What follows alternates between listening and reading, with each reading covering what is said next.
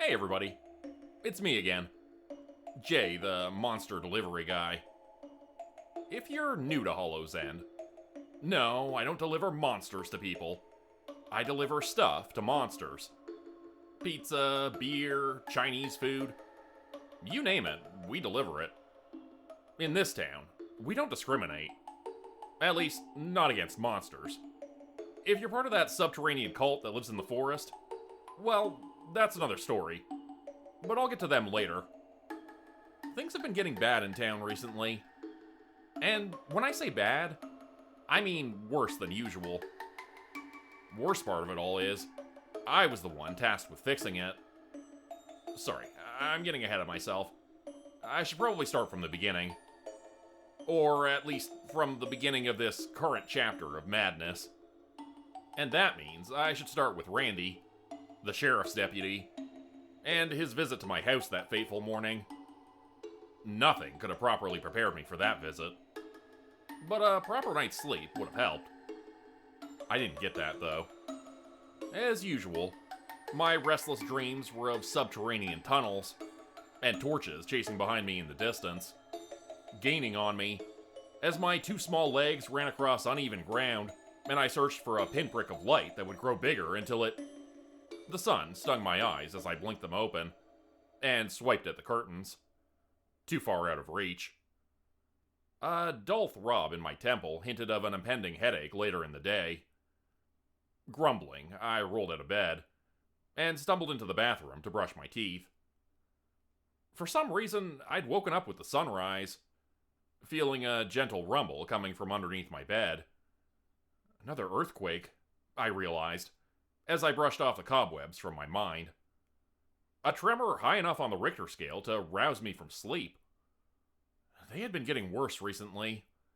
I had a feeling we'd have to do something about that very soon. Everyone in town knew the earthquakes weren't being caused by something natural. They were being caused by one specific source. A source which needed desperately to be destroyed. The weird ball of energy I'd acquired from a previous customer caught my eye as I came out of the bathroom yawning. It was sitting neglected in the corner, like an old soccer ball, rather than the epic magical item that it supposedly was. Its owner, Magnus Lahart, had initially demanded it back, but I'd kept it due to non-payment for a past delivery.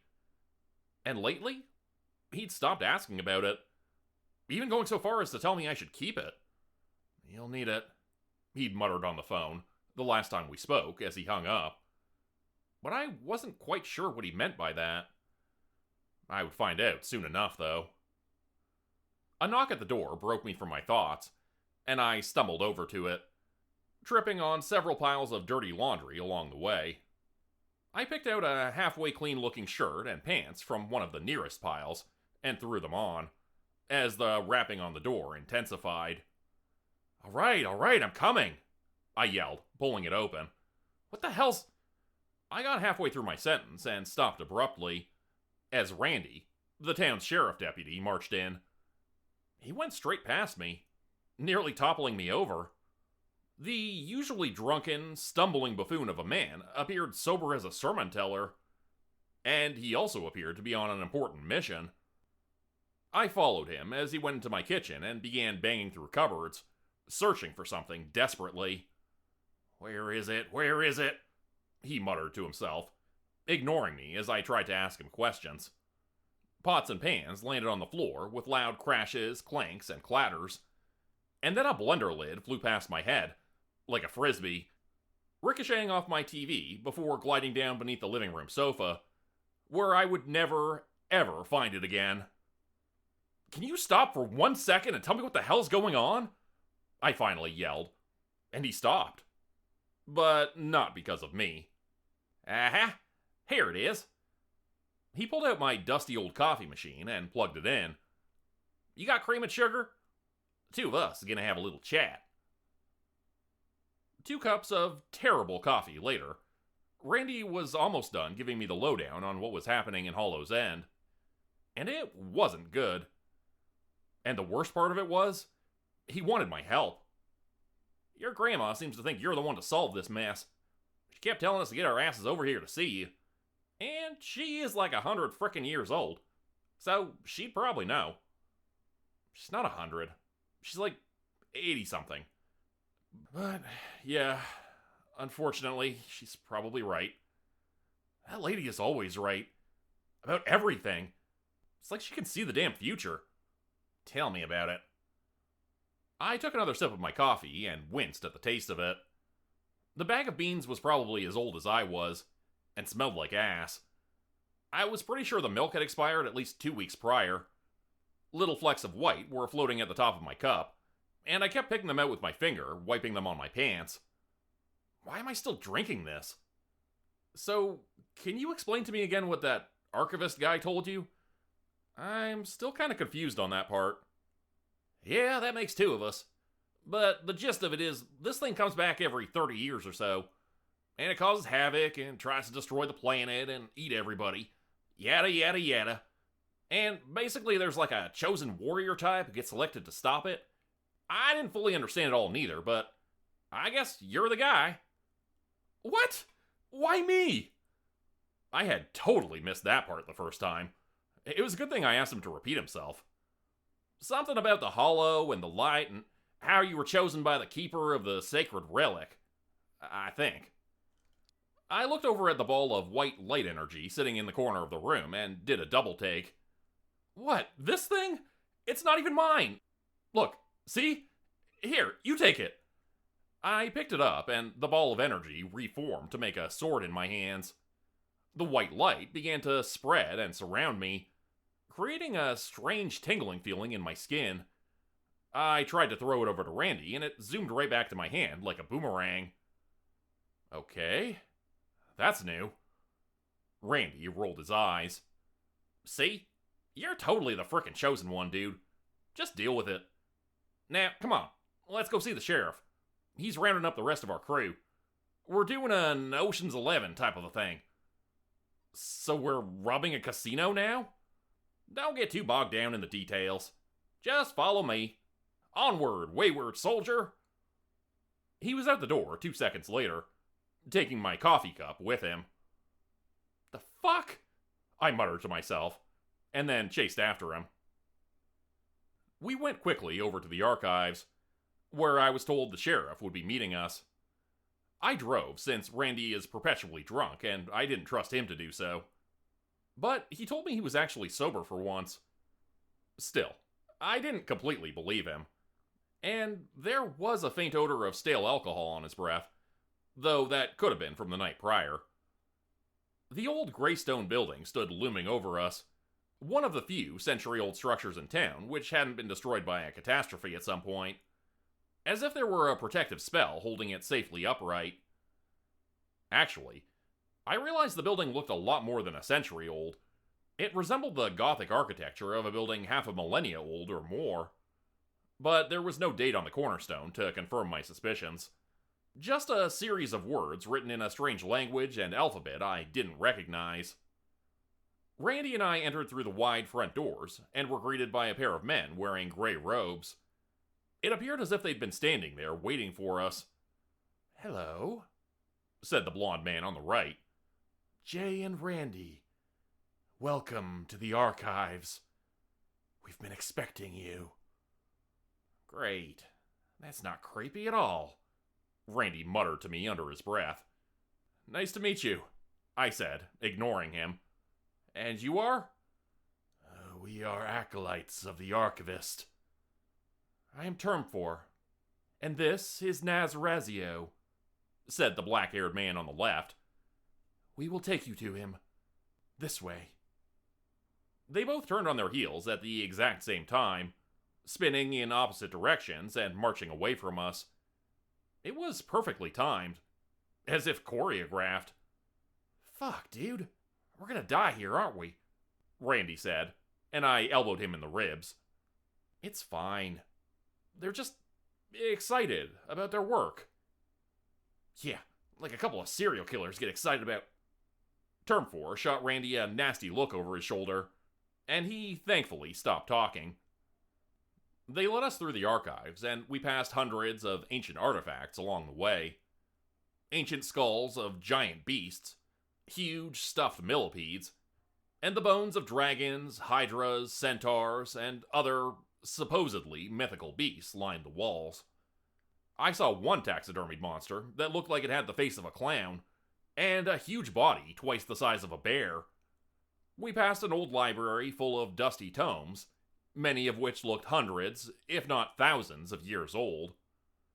"This way," Nazrazio said, pointing down a winding spiral staircase at the back of the building. "The Archavist awaits you." His eyes were cold and hard as we passed, and as soon as we began down the stairs, he closed the door behind us. We were plunged into darkness for a moment, before torches along the wall lit up by themselves with a collective whoosh. "Down here," called a gravelly voice from below, and we continued downward, into a basement with gray stone walls and floors. Despite my initial impressions, the lower level of the building was clean and the air felt dry. It was dark, but several torches lit up the room, which was filled with books and a large table with over a dozen chairs. There was a man standing in front of a roaring fire, and he was alone. "What the hell is this place?" I muttered to myself, and Randy whispered back a reply. "This place holds the collective wisdom of the town and its inhabitants since the lost days of yore. Artifacts and knowledge kept entrusted in the hands of the Archavist and his acolytes, and protected for millennia." I was stunned to silence for a few seconds, then asked, "How the hell do you know all that?" "It was on one of them memorial plaques in the lobby. I got bored earlier." "Oh." "Do not be afraid," the man called. He was wearing deep blue robes, his long hair and beard white with age. He looked like an ancient wizard, as he held an old book in his hands, standing before the roaring fire. "Welcome back, Randy," he said, putting the book down on a table beside an easy chair. "Ah, and you must be Jay. I've heard a lot about you. And I've read a lot about you as well." I shook his hand, muttering an uneasy, "Hi." "I am the Archavist. I keep the town's records and artifacts safe. But I also have another sworn duty. One that I do not speak about with just anyone." He pulled a chain out from around his neck, which had been tucked under his robe. Attached to it was a crystal, with an intense blue color. It reminded me of the sky on a warm summer day. I'd never seen a gem that looked like it before. Not only was its color unique, but it was large, nearly the size of my fist. "What is that thing?" Randy asked in a whisper. "Oh shit, is that the frickin' Arkenstone?" "No. This jewel is called the sapphire of the sky. Legend has it that it was handed down to man from beings beyond our realm. Angels, servants of the light, whatever you wish to call them. They came down from the sky and gave this to my ancestors, some of the first inhabitants of Hollow's End, although it was not called that in those days." "What does it do?" I asked in awe. The jewel had a strange power emanating from it, like an aura. "It's beautiful." "It keeps me safe, so long as I keep it safe. It also protects the archives themselves. Its protection does not extend any further than this building. It also extends my life, so that I may ensure the safety of this town. It cannot leave my possession, or I would quickly perish." He tucked the pendant beneath the collar of his robe once again, patting it with one hand. "How old are you?" I asked, feeling slightly embarrassed after the question left my mouth. It did feel sort of rude to ask. "Older than I would care to admit," he said with a chuckle. "I have seen this play out nearly a dozen times, and each time it is different. But, in a way, still the same." "What the hell are you talking about?" Randy asked, from the corner where he was playing with some ancient artifact that looked like a ruby-tipped spear. Can you just spill the beans already and tell us what the hell we're doing here? Put that down, Randy, the Archavist scolded. It would melt your brain in a second and leave you as a puddle of goo on the floor. Man, I just mopped last Tuesday. Randy put the artifact down. Very, very slowly. It all amounts to this. Every 30 years, an evil returns to this town. We still don't know why or what draws it back to this place. But the records are very clear on the timeline. 30 years. That's how long it takes for its return. Each time. You're talking about the... Randy avoided saying the name, but pointed downwards with one finger. The earthquake dude? Yes. And you are right not to speak his name. He has many of them, and we are not yet sure if it is the same entity, or merely another iteration of him each time. We suspect that may be the case, for each time he is killed, he comes back anew. Like a phoenix. He cannot ever be truly destroyed. So what the hell's the point, then? The point is to save us all from annihilation. Oh, right. Yeah, I guess that makes sense. The records show the way to defeating him. At least what has worked in the past. In a way, they are a prophecy of the future as well. For they tell us what we must do. And what's that? I asked, holding the glowing sword of energy in my hand. It felt warm to the touch, and its power was still shimmering around my entire body, in a way that was not wholly unpleasant. You hold the answer to this evil in your hand, Jay. Just like so many of your forebears. You alone are the key to ending this evil. Randy looked at him with an annoyed expression. Well, what the hell was with all that Ocean's 11 business then? You said we needed to round up... Yes, that is true. The one true protector must be surrounded by his 11. But it will be up to him alone to defeat the Hollow. No one else can do it for him. Well, then why the hell do the rest of us need to go? He's gonna take care of the damn thing himself anyway. Because you must. He will not make it to the Dark One alone. There are too many enemies along the way. The dozen of you must make your way down to the lowest point of the cavern system. That is where he resides. The caves? You mean like the place where the subterraneans live? I asked, my heartbeat spiking. And the millipedes? Hollow's End has a long history of dealing with a particular cult that lives in the forest and worships giant millipedes. And I'm not talking about bugs as big as a baseball bat. I'm talking about gigantic mutant bugs that are bigger than a city bus. And they like to eat people. I'd run into them myself, personally. Yes. The subterraneans are servants of the Hollow. That is why they reside below ground, in the darkness, with the bugs and the rotting roots. They await this day patiently. It is their Super Bowl. After he said that ridiculous statement, the door opened and the sheriff's head popped in. Oh, hey. Sorry, I hope we're not interrupting. No, Sheriff Parsons. You're just in time. I trust you've brought with you the others? Yeah, I found them just where you said I would. I guess I probably shouldn't ask, but I am curious. Have you been stalking these people? Merely observing. The prophecies and records are very specific about what is required. I have simply been doing my sworn duty. Advanced recruitment, let's call it. Parsons rolled his eyes, but then opened the door and walked in. Following behind him were a group of individuals who I had not met before. Each one looked more intimidating than the last. Perhaps I should make the introductions, the Archavist said, as the group of them huddled into the room, closer to the light of the fire. Jay, I would like you to meet your team. The dozen of you have been tasked with saving all of our lives, the town, and this world. There is no higher calling than what you all are being asked to do. Hiya, I said awkwardly, in completely the wrong tone of voice for the situation, giving a half wave to the assembled crowd of badasses. They looked at me with something like confusion, then with skepticism towards the wizard man in blue robes.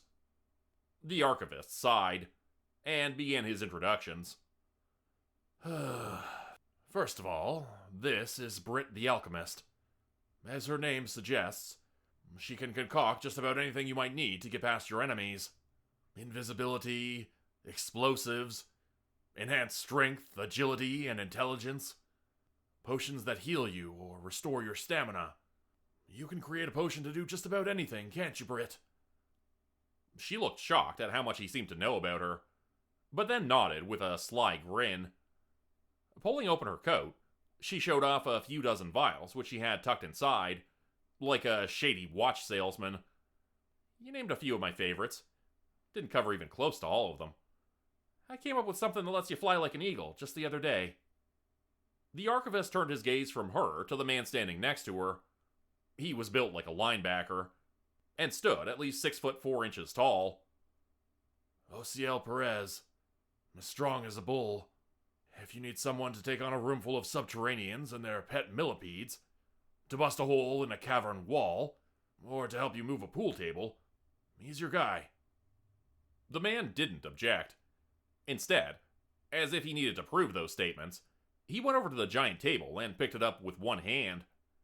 It looked to be made of half an oak tree, and I guessed it weighed at least a few thousand pounds. Piece of cake, he said, setting it down without so much of a grunt of effort. Next up, there's Lilypad. He motioned to a girl with green hair who was hiding behind a few others. She stepped forward and smiled. One of the most powerful beings in Hollow's End, in her own way. Lilypad possesses the power of blood magic, one of the rarest abilities there is, and she has nearly mastered it to its full potential, although most take much longer to do so. I won't demonstrate on any of you, she said, grinning. I'll save it for the caverns and the subterraneans. Taylor the Fox will be able to assist you with any stealth operations you may need, and can get into small spaces if necessary. A red fox dressed in stealth camouflage stepped forward and nodded, looking grim. I prefer the path of nonviolence, but I'm here, and I'll give you 100%. I understand what needs to be done. The Archavist nodded at the group of them, and motioned towards the table, telling us all to sit down. I couldn't help but notice a few spots were still empty, and we were still shy of the 11 promised team members. I opened my mouth to say something, but then the Archavist began to speak, and I waited for my turn. My apologies if this is strange for most of you. I realize that the things I am about to say are personal, and I should have no right to know any of it. But I hope you will set aside any mistrust of me, and allow the sheriff and Randy to vouch for my authenticity.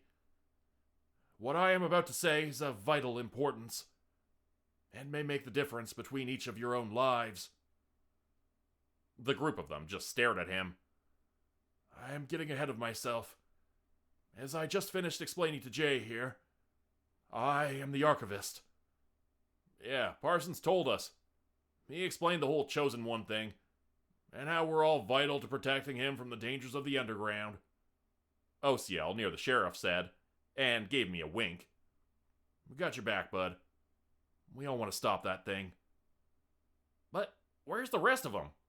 Randy asked before I could get to it. I thought we were doing an Ocean's 11 thing. So where the hell's Brad Pitt and George Clooney? They will be here shortly, the Archavist answered. Really? George frickin' Clooney and Brad Pitt are coming here? The Archavist put his face in his hands and sighed deeply.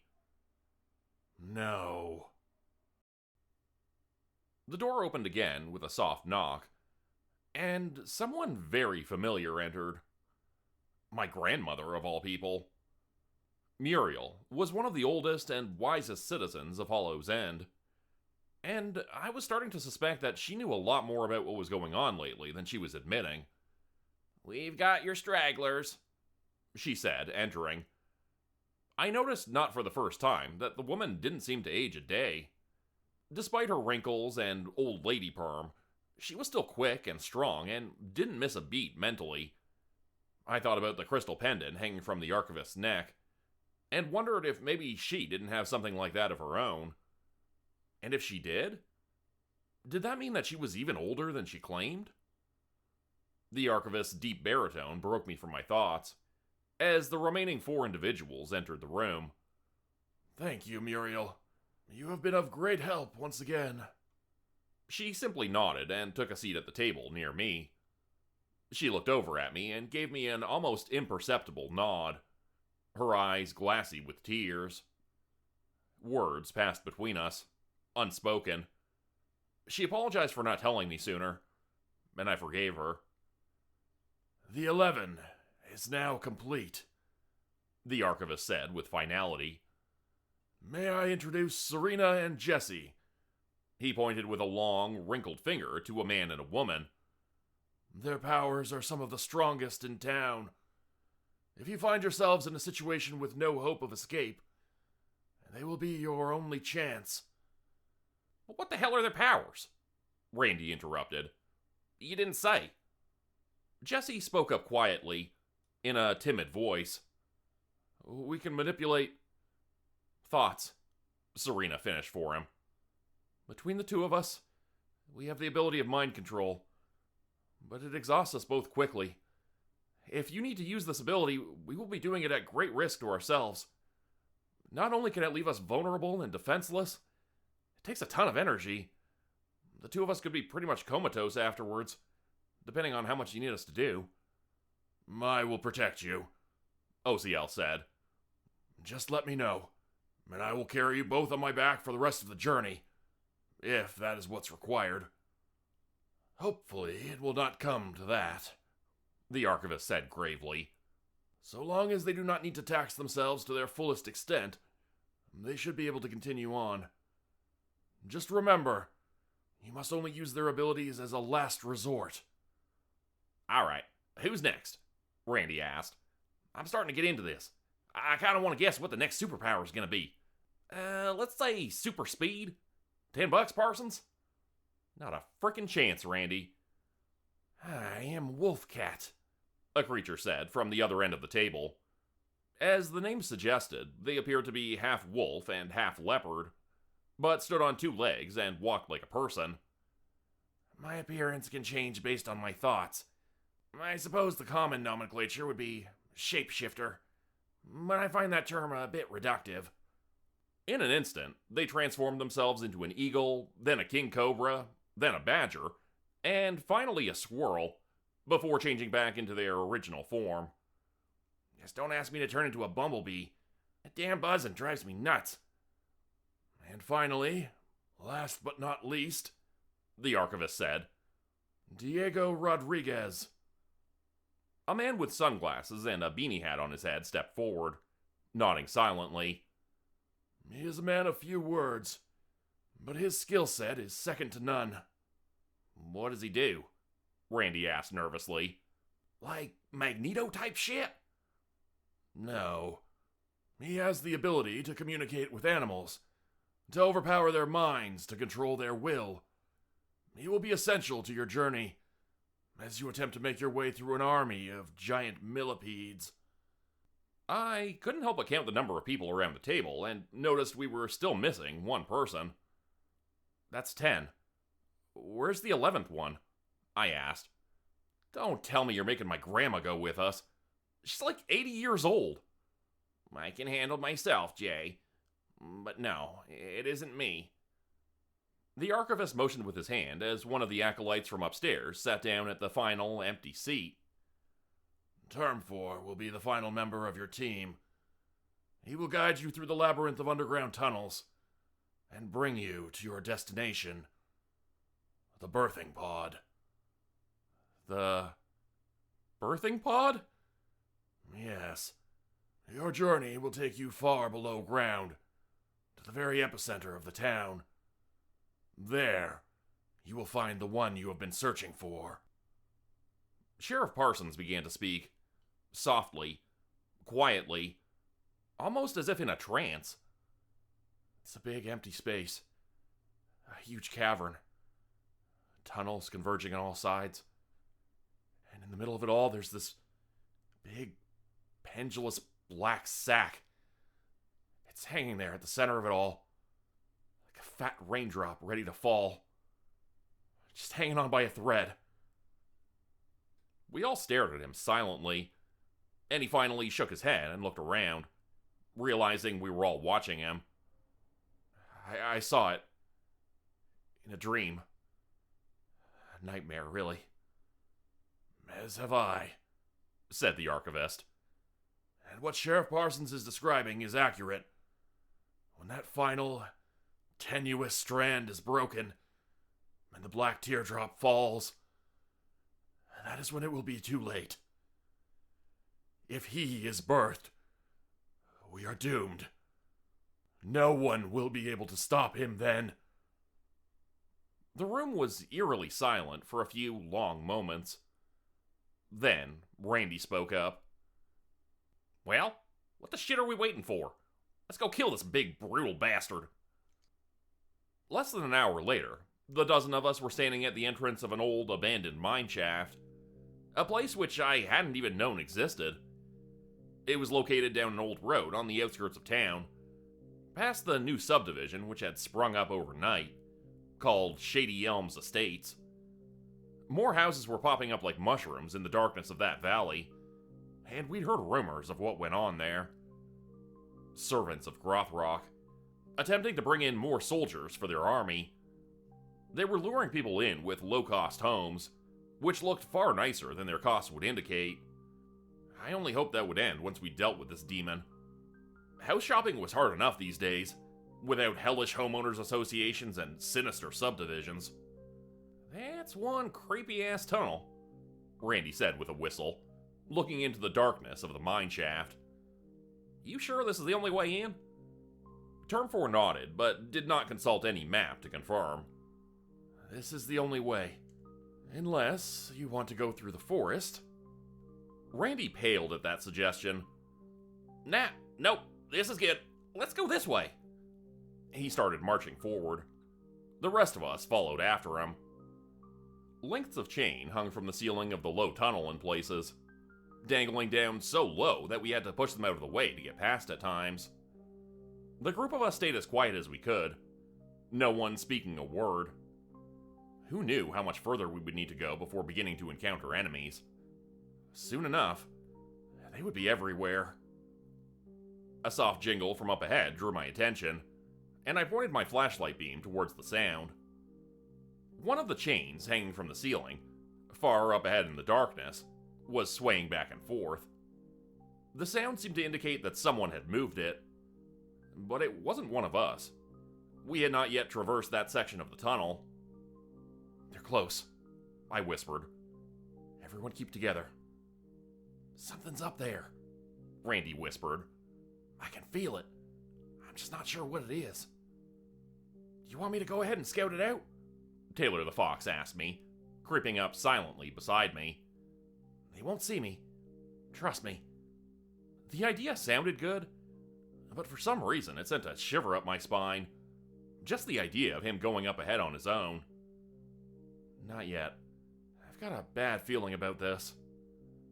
Do not forget that the subterraneans are also residents of this town, and many of them have dangerous abilities of their own, Term 4 reminded us.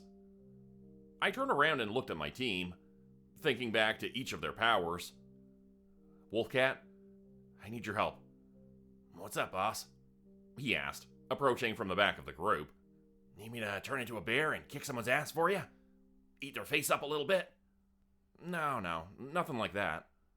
He looked a bit disappointed. I need you to go up ahead and see what's waiting for us. Can you do that? He thought about this for a few seconds, then gave me a wink before disappearing. Where the hell did he go? I asked no one in particular, pointing my flashlight at the ground in front of me.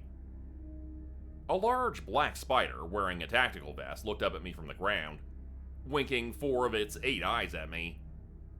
Aw, so cute, Britt the alchemist cooed, looking down at it. Look at the tiny vest!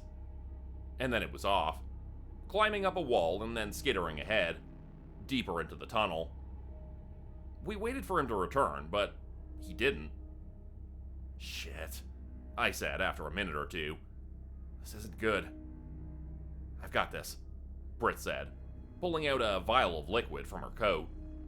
She proceeded to drink the entire thing in one gulp. What the hell is that? Randy asked.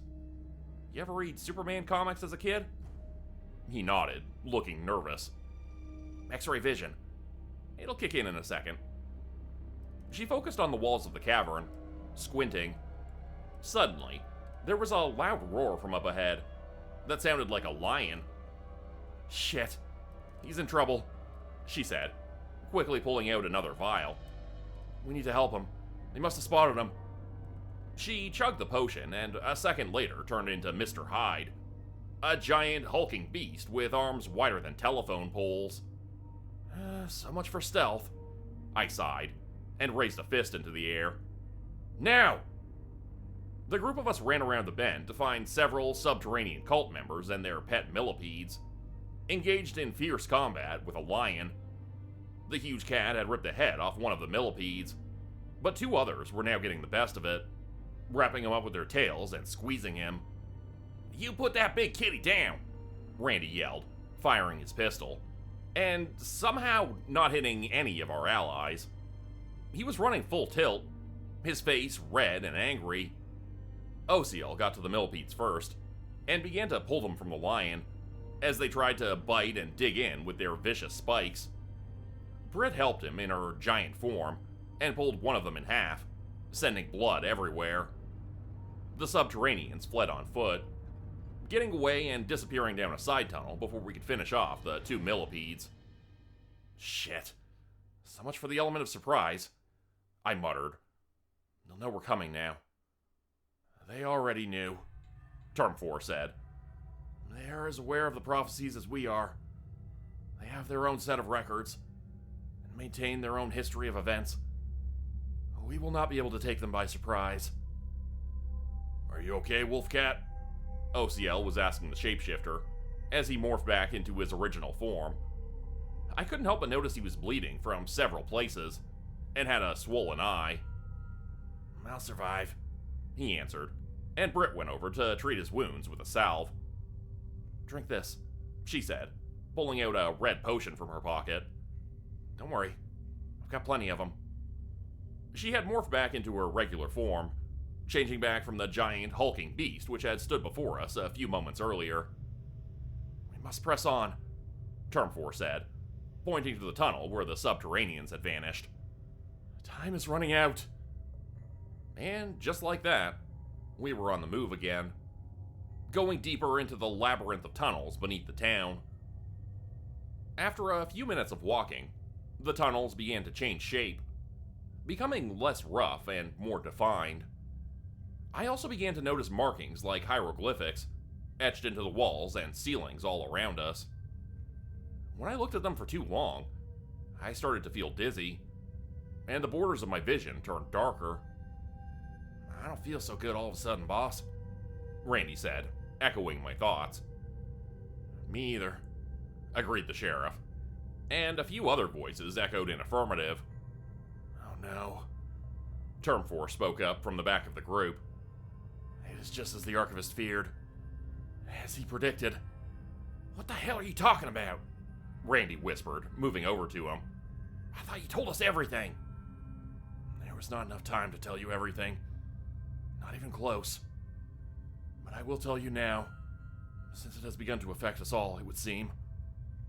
The Dark Dread. What? What the hell's the Dark Dread? Get on with it already. We need to get moving.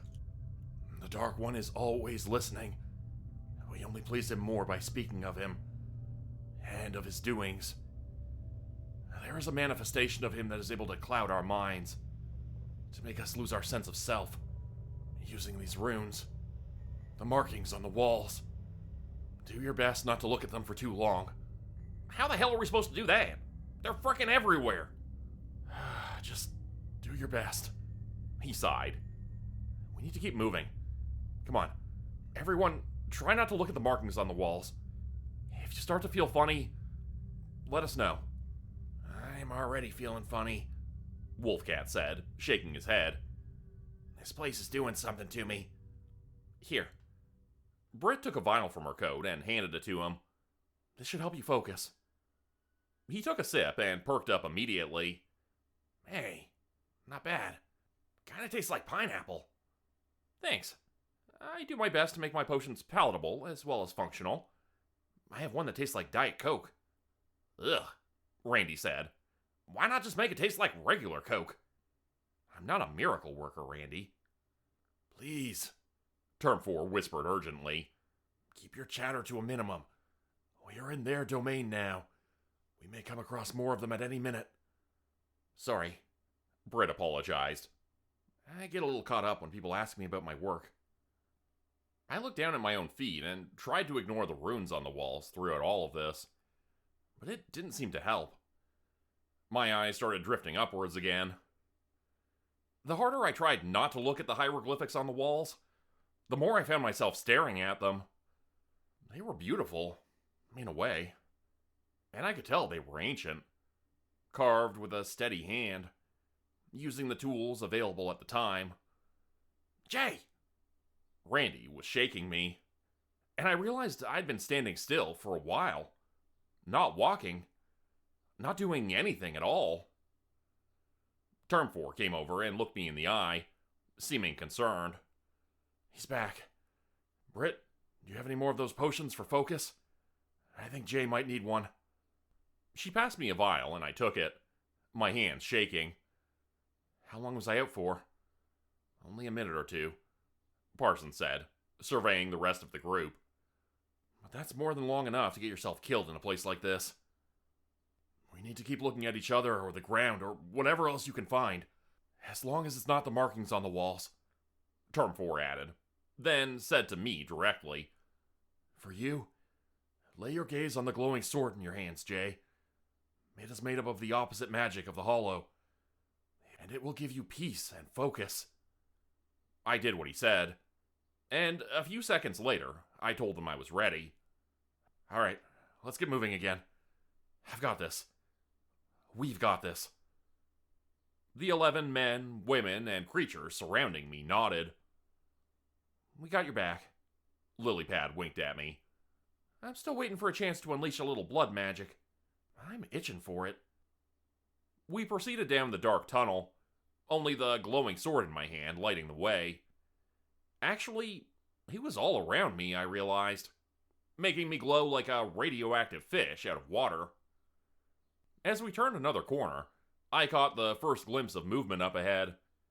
It looked like a procession of people wearing dark, hooded robes. They were carrying torches and marching along a tunnel running perpendicular to us. I ducked back behind the corner, hoping I hadn't given us away. Peeking my head around the bend again, I saw they were gone, but their low, chanting voices could be heard droning through the tunnels, echoing with an unpleasant melody that made the early morning headache return. Okay, they're gone. Let's keep moving. But be ready for anything, I said, feeling a strange conviction in my voice that I'd never felt before. A charisma and leadership that I'd always worried I would be cursed to live without. The group followed me without question. And when I blacked out again, or whited out, I should say, they continued to follow me, even though I have no recollection of what I did during that span of time. The whiteout happened as we came across a set of stairs leading up to our right. An old door was at the top of it, and with it were memories. Memories I had suppressed and forgotten. Nightmares that were real, of being trapped in these tunnels as a kid. Ned. Fucking Ned. Another kid from town who we'd met in the forest. He'd cried and said he was lonely, rejected, an outcast, and we had taken him in as a friend for the day. In return, he had lured us to these tunnels, and we'd nearly been killed by those monsters in robes and their millipede pets. Then, as those memories faded, other memories took their place. But these flashbacks were not my own, I realized. They belonged to someone else. And I had no idea why I was seeing them. At least, Not yet. As my mind imagined a scene beginning in a sheriff's station, my body continued to march forward. According to the others, the glowing white light surrounding me became even brighter, and my eyes became the same, losing their color, turning into twin torches of white fire. To me, it felt like I was falling into someone else's memories. Randall was the one who told me about the convoy. He's always been the observant one, and luckily he was there when the line of army trucks started rolling into town. At least, we thought at first that they were army trucks, due to the distinctive green paint and the words Army written in block capital letters everywhere. Randall slammed the door open before taking a half step inside, and yelled at me to get out there ASAP. I pulled on my gun belt, straightened my badge, and ran out the door to join him. Sure enough, half the town was doing the same thing, stepping out into the street to take in this unusual sight. Not just unusual, terrifying. Outsiders are not a welcome sight, considering the occupants of our little town of Hollow's End. We're not exactly normal folks around here, and many of us had been dreading a day which looked eerily similar to this in our worst nightmares. "Sheriff Parsons?" a man in a uniform said, approaching me from a truck which still had not stopped rolling forwards. Apparently he jumped off it while it was still moving, but I hadn't witnessed it for myself. "Yes?" I replied, startled and struggling to maintain my composure. "I'm Sheriff Parsons." He handed me an official-looking letter, which was stamped with the seal of a powerful politician at the top. A hastily scrawled signature resembled the name of the man currently in office. I began to read it while being informed of its details by the grizzled man in front of me. "I'll get straight to the point, Sheriff. There is a very dangerous geological disturbance located at the epicenter of your town, deep underground. Seismologists are reporting an event which is building up, similar to a volcanic eruption. But this phenomenon is not volcanic in nature." "If it's not volcanic, then what is it?" "That's what we're here to find out. We'll alert you if you need to evacuate. But for now, we need your full cooperation. Can I expect that from you and your citizens, Sheriff?" A loaded question, if I'd ever heard one. I can guarantee my department's cooperation, as well as that of our town. What choice did we have, after all? They were the ones with all the guns. But the citizens of our town were more formidable than most. "Thank you, Sheriff. Hopefully we'll be out of your hair in just a few days' time. Here's my card, in case you have any questions." I nodded, and he was gone, back onto a different truck, which didn't stop to pick him up. There was a long line of them rolling in, the end of the convoy fading off into a dusty haze in the distance. Randall and I stood there, along with most of the residents of Hollow's End.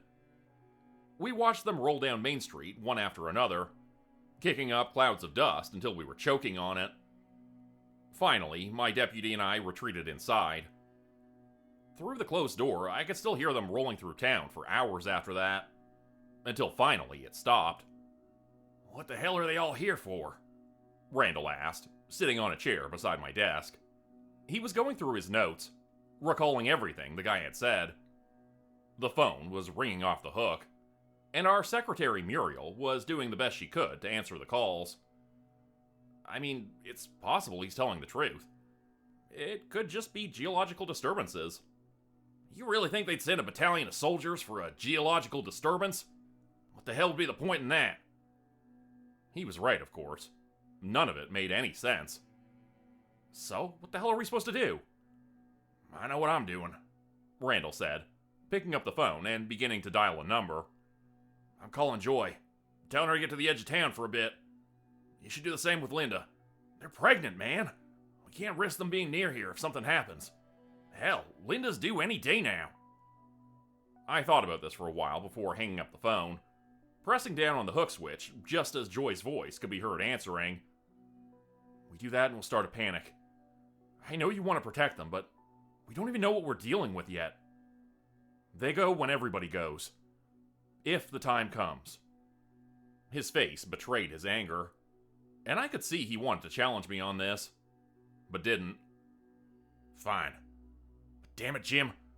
I am never gonna forgive you if something happens to them. Trust me, the Army's got this. Quit worrying so much all the time, Randall. You're always such a damn Boy Scout. Have a bit of faith for once. He sighed resignedly. I pulled out a bottle from the desk and shook it at him. You want a swig? It'll take the edge off, I said, taking a burning sip from the little brown bottle. He shook his head at me. I will never understand how you can do that to yourself. Especially at this hour of the morning. Quit hassling me. It's just a little hair of the dog. Randall stood up and grabbed the car keys off my desk. He began marching towards the front door. Where are you going? I shouted. I'm going to find out what the hell's really going on in this town. Are you coming with me or not? Even though I didn't want to, I did. And, of course, as always, he was right.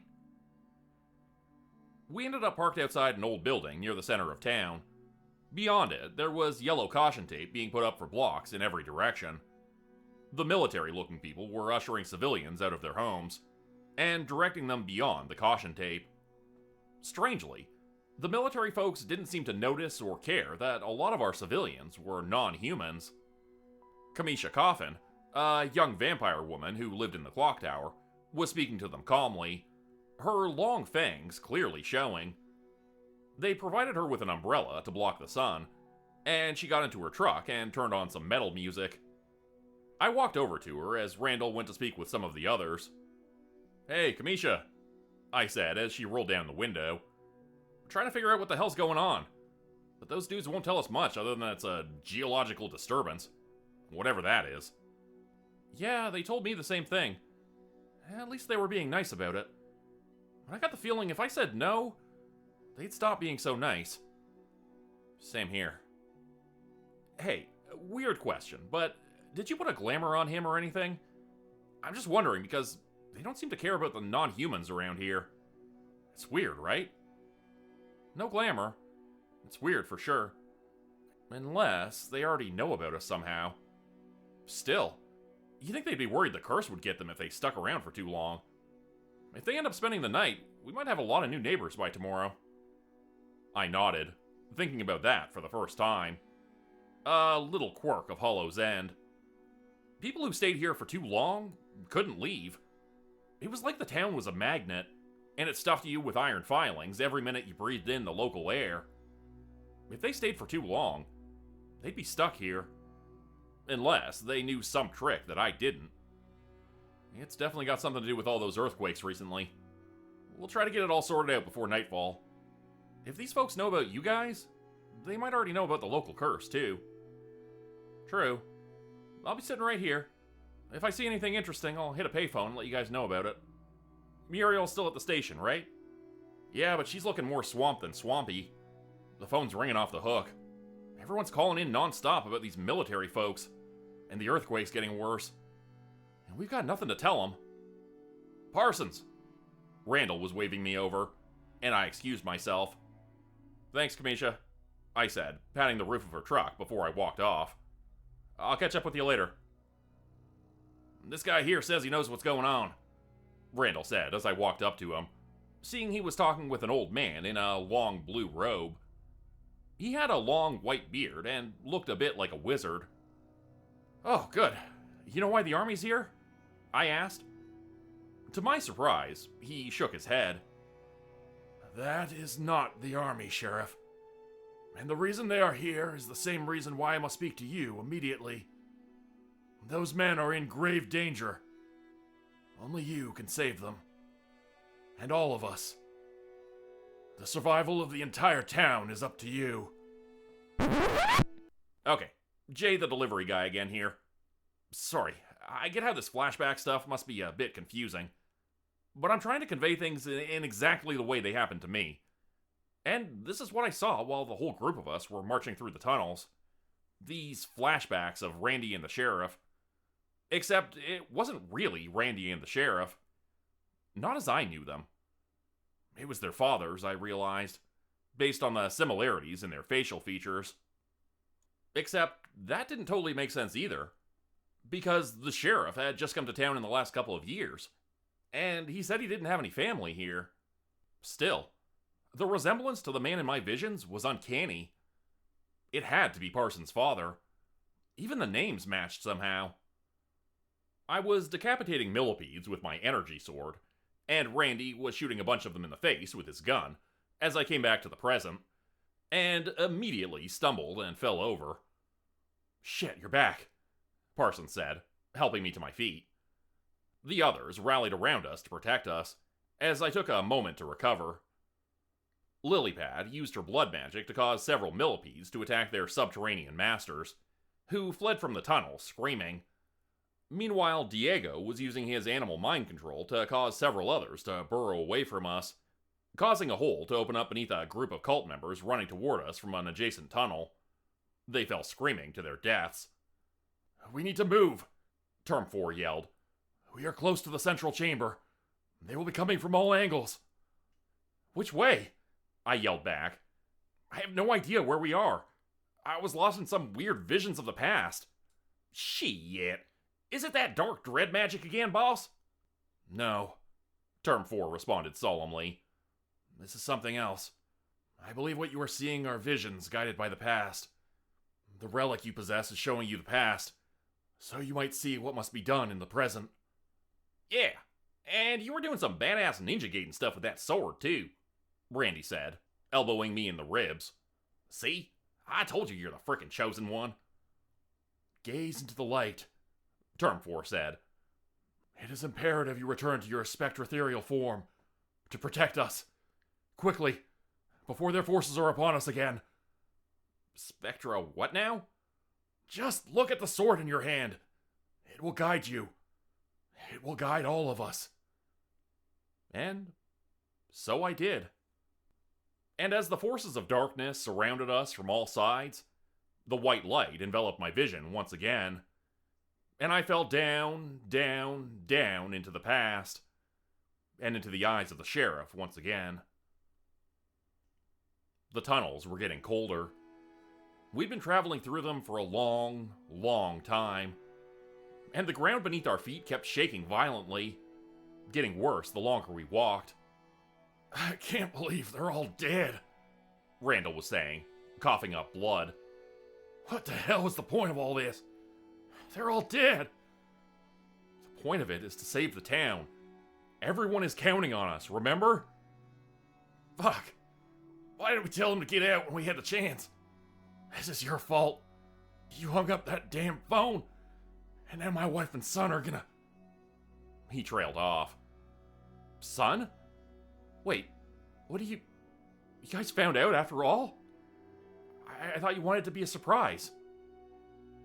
"Damn it. Yeah. Gonna name him Randall Jr. I'm assuming we can make it out of this alive. Little Randy. I like that. Randall Jr. Maybe if we have a boy, I'll name him James. James Parsons Jr. Always stealing my damn ideas. You still got that bottle, Parsons? I need something about now. Take the edge off this pain." "Yeah, here," I said, fishing out the little brown bottle. "Keep it." He took a long swig, still holding the wound in his left side with the other hand. After a few more moments, he nodded, and I helped him to his feet. Trudging down the long corridor, I could hear more chanting in the distance behind us. It hurt my head to listen, and it was getting closer by the second, their torches lighting up the darkness around a bend. We rounded a corner, and finally, it was there. Satan's nutsack. At least, that's what I'd been calling it, after hearing descriptions from the Archavist. And it kinda made sense, considering it was gonna birth an evil abomination which would destroy the town and kill all of us. "Let me get a sip of that," I said, taking the bottle back from Randy. "I get the feeling this is gonna suck ass." The two of us charged into the massive chamber, running towards the pendulous sack hanging from the ceiling at the center. It took me several moments to realize the two of us were howling a war cry as we ran, some primal part of our brains unleashed without our knowledge. I imagined our ancient ancestors charging through fields with spears, towards predators and prey alike. Because if we did not fight, if we did not win, we would become the prey. Eat or be eaten. And we would not be eaten today. Our families would live on. I would see to it. After what felt like hours, fighting through a final rank of deadly cultist guards and their millipede pets, we reached the dark abomination, just as it was being birthed. A writhing mass of blue-black flesh, the color of a bad bruise, was being pushed out of the thing in front of us. I saw huge wings, a horned back, and razor-sharp teeth. Its eyes were still closed, its physical form not yet aware of its surroundings. And as it was being pushed out into our world, to be followed by an army of monsters, I saw its heart, a beating, glowing purple organ beneath its flesh. A bony form like an extra ribcage was sliding across it, and I realized the window of time was closing. There was only seconds left before those eyes would open. That armored gap would close forever, and all of us would die. I knew what I had to do, and at that moment I raised the glowing blade in my hand, pointing it up into the beast's still beating heart.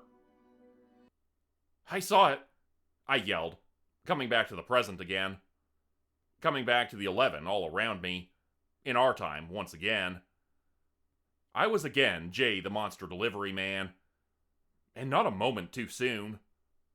I was disoriented even further for a few seconds, as I saw we were in the exact same cavernous room I had seen in my vision, and the birthing pod was just up ahead. The group of us were engaged in a heated battle with what looked like dozens of giant millipedes, and just as many subterranean cult members.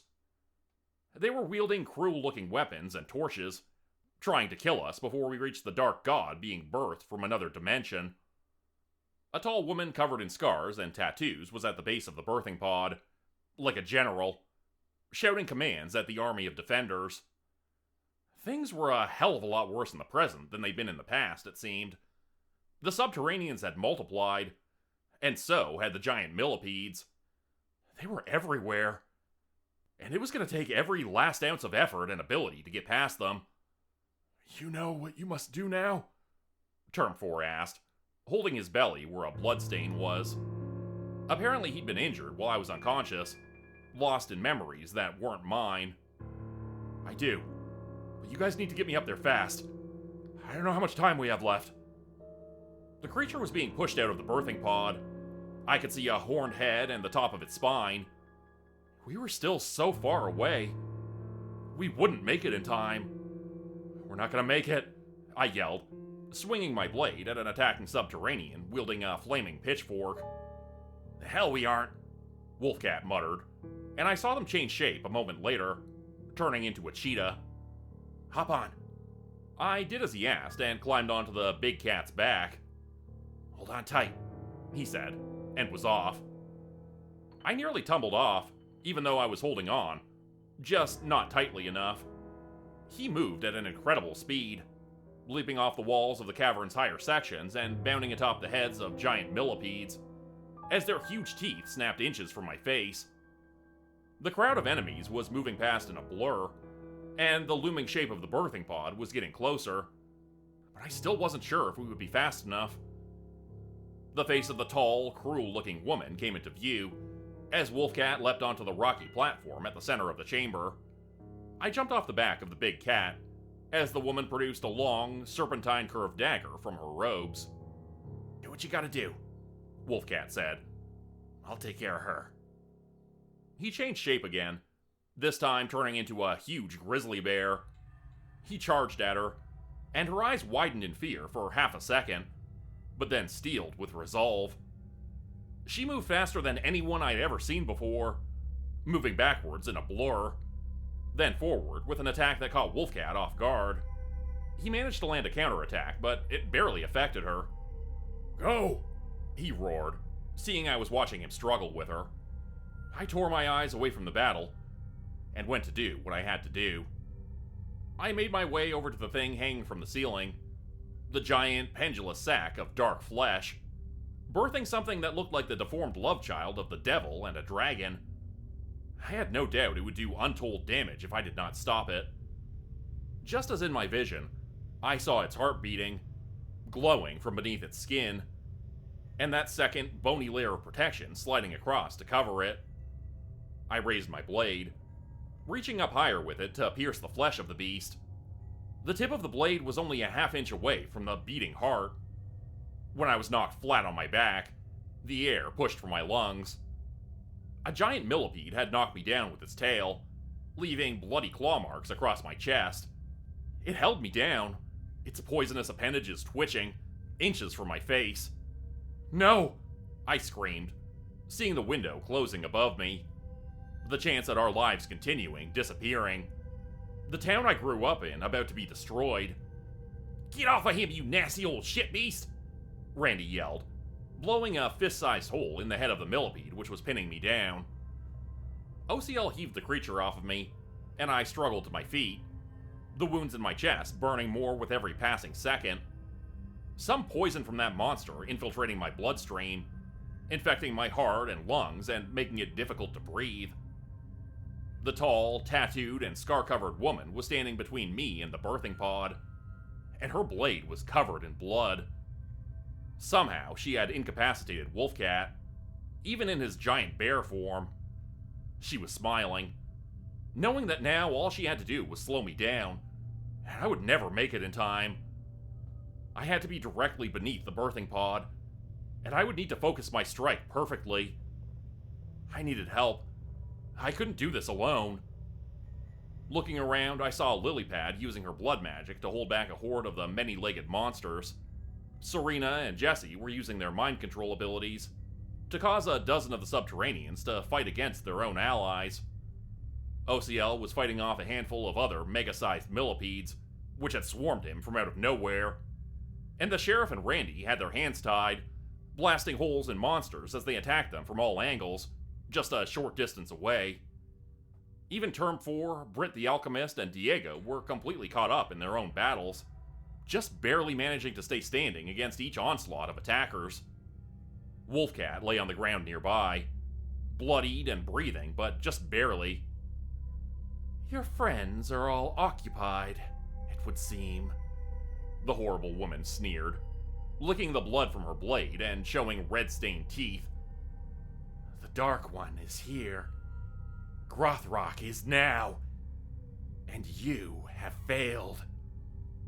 She was right, I realized. There was no chance. The window of time was nearly closed, and I was no closer to reaching the heart. If only this damn woman would get out of my way. But she was formidable. She was their version of the Chosen One. But unlike me, she was a trained warrior. She'd been through so many battles, it would be impossible to catch her off guard. The point of a blade suddenly appeared through her chest, and she sputtered and spit up blood before falling down to her knees.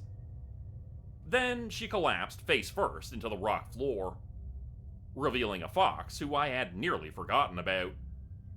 Taylor the Fox, stealth operations expert. Taylor smiled at me, showing their canines, and gave a nod over their shoulder, towards the birthing pod. There was very little time left. I leapt over the hooded woman's dead body, looking up at the beast which was emerging from the birthing pod. It looked just like the thing I'd seen in my vision, only so much worse in real life.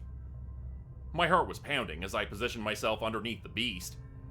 Looking up, I saw its eyes darting back and forth beneath closed lids, lost in some dream of destroying the world.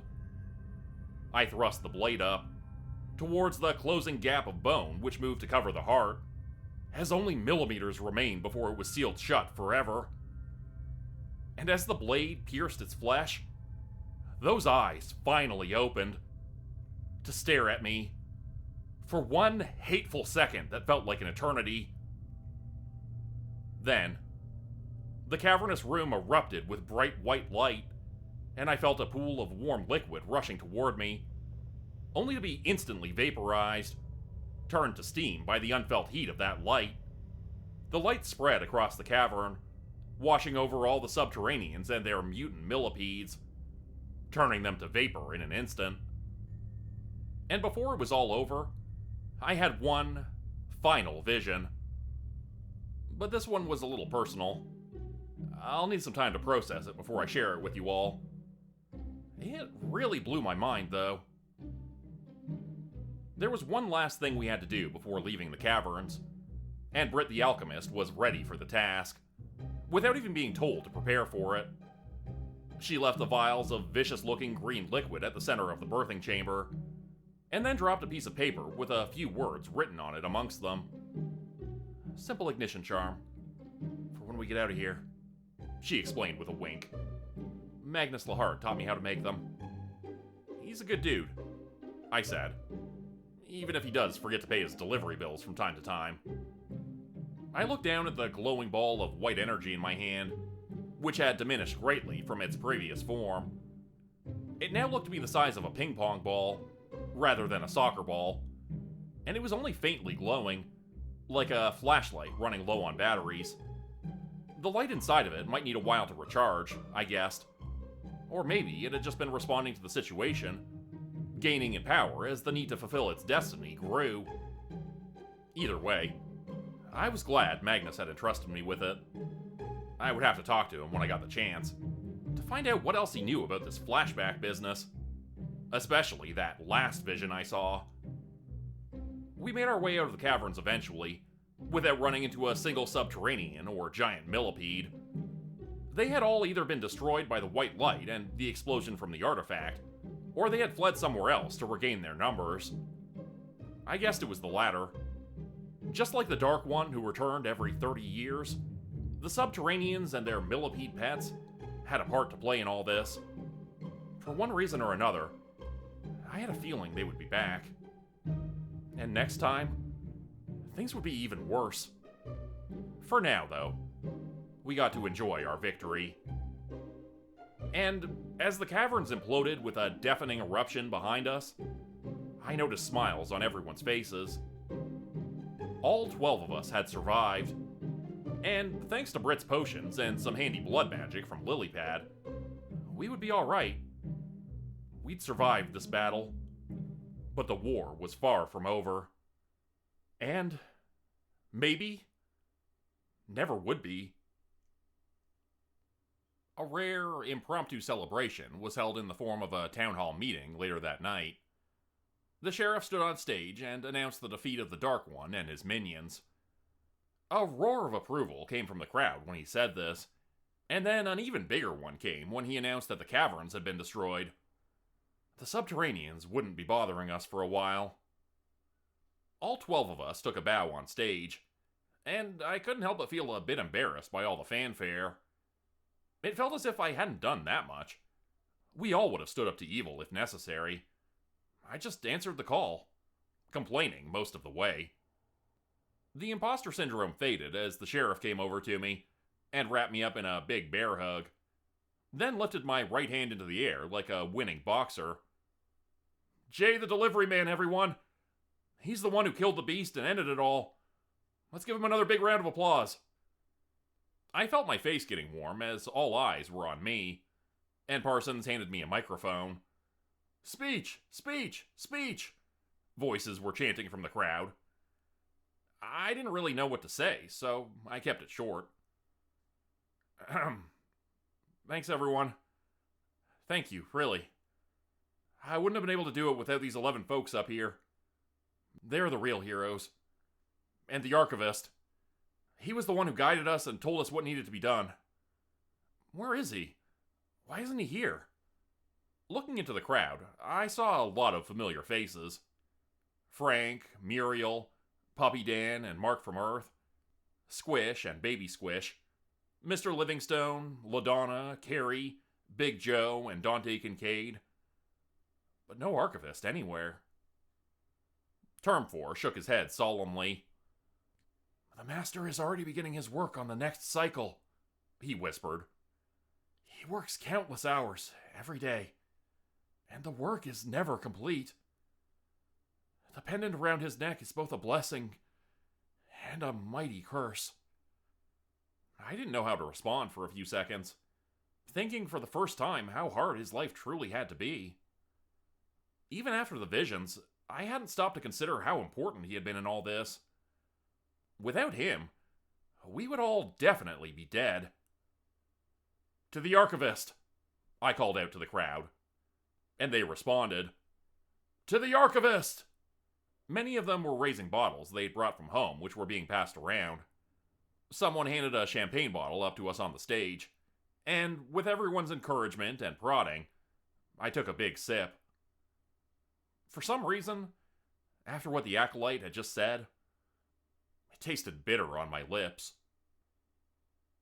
I killed 2 birds with 1 stone when I went to see the Archavist the next day, and found Magnus Lahart was already with him. It was as if they knew I would come, and they had been waiting for me. "Have a seat, Jay," the Archavist said, motioning to a comfortable chair by the fire. We were back in the basement of the archives again, where this had all started. It felt like yesterday had been a year ago, though. "I trust you still have the artifact?" Magnus asked. I pulled it out from my pocket. He didn't seem surprised at all that it had diminished in size so much. "If you want it back, you better have that money you owe me," I joked, knowing that this had been his plan all along. "I'm still a bit short on funds," he smiled. "Why don't you hang on to it for a little while longer?" Our faces both turned serious again after a few seconds, and I tried to think of how to frame my next question. "I imagine you are here because of the visions you had," the Archavist said. "My acolyte told me of your dreams, but they were to be expected." "Why didn't you tell me?" "The visions can be hampered by expectations and preparations. It was only my intent for you to..." "No, not that. Why didn't you tell me about the sheriff? That he's..." "Your brother?" "Yeah. And about my parents?" A knock at the door interrupted my thoughts. It was Muriel, my grandmother. She came in timidly, with her hands behind her back, not feeling strong enough to look at me.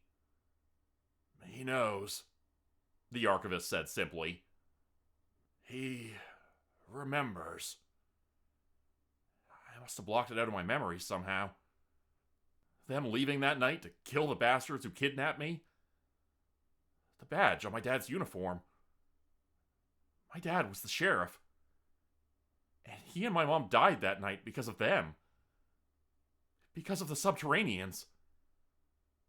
"It's a lot to process," the Archivist said. "I'm sorry you had to find it all out this way." "So, Parsons really is my long-lost brother?" "Yes," Muriel nodded, her eyes teary. "They sent him away the night he was born. The same night your father killed the Dark One 30 years ago. They said he had a medical condition, needed to be treated in the big city. Your mother, God bless her soul, thought she was doing him a favor by putting him up for adoption after that. She thought she could free him of the town's curse. Let him make up his own mind if he wanted to live here or not. But sure enough, he made his way back here eventually." "He must have gained some resistance to the town, being so close to the artifact and all of its magic at such a young age. When your parents died, the relic was entrusted to Magnus Lahart to watch over it until you were ready." "So, are you..." I started, looking at Muriel. "Are you my..." I wasn't sure how to finish. "Your real grandmother?" After a few long seconds, she shook her head. "You were all alone, and I just wanted to protect you." It was all too much for me to hear at once. I was feeling dizzy and lightheaded. The room was starting to spin. "I need to go. I need to be alone for a little while," I said, and made my way to the door. I climbed up the stairs as the three of them called after me. I didn't know where I was going. I just knew I needed to get away from there. Half a block away, a police car pulled to a stop beside me, and the passenger side window rolled down. It was Sheriff Parsons, and he was alone. "Hey, buddy. You alright? You don't look so good." "Yeah, I'm okay. I think. Need a ride somewhere? It's a hot one out." Yeah, I could use a ride. I actually needed to talk to you about something." I climbed into the passenger seat and looked over at my long-lost brother, who still didn't know he was my brother. I guess he was the younger one, from what the Archavist had told me. I had a brother. I had a younger brother. I wasn't an only child after all. "What's with that weird look on your face?" he asked, putting the car into drive. I put my hand on his shoulder and stopped him. "You might want to put it back into park for a minute while I tell you this. I found out something important, and it's gonna change both of our lives. Forever." "I'm ready for it," he said with a solemn smile, putting the shifter back into park. "Lay it on me, brother."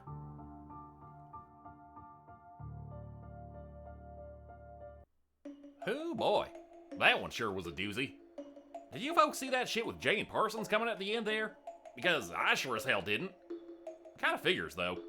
Now those two can go off and be Boy Scouts together, and leave me alone to... who am I kidding? I'm jealous as hell. I always wanted a younger brother to mess with and pin things on. Go figure Parsons gets one before I do. Anyways, where was I? Oh yeah, we got rid of that evil bastard Grothrock finally, so thank goodness for that. We still have a few issues to deal with around town, like that mad scientist kidnapping people and locking them up in their underground maze. That shit's still happening. So we ain't quite out of the woods yet, but we're getting there, with a bit of help from the town. Now, for those of you who don't know, this story was made possible with the help of these real nice folks from Hollow's End. If you want to help support the town and defend it from evil for yourself, check out patreon.com/Jordan Group Horror, and you can have your name featured in a story as a citizen of Hollow's End yourself, just like the Hollow's End 11 you can find on the list below. Now, don't forget to leave a comment down below, and subscribe to the channel so we can attract more tourists to Hollow's End. For the local economy. Yeah, that's it. Thanks everybody for watching, and see you again next time, right here in Hollow's End. Lengths of chain hung from the ceiling of... Lengths of chain hung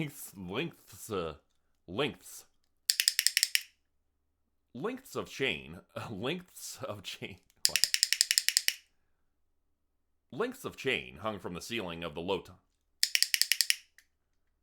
Lengths of chain... Why is that so hard to say?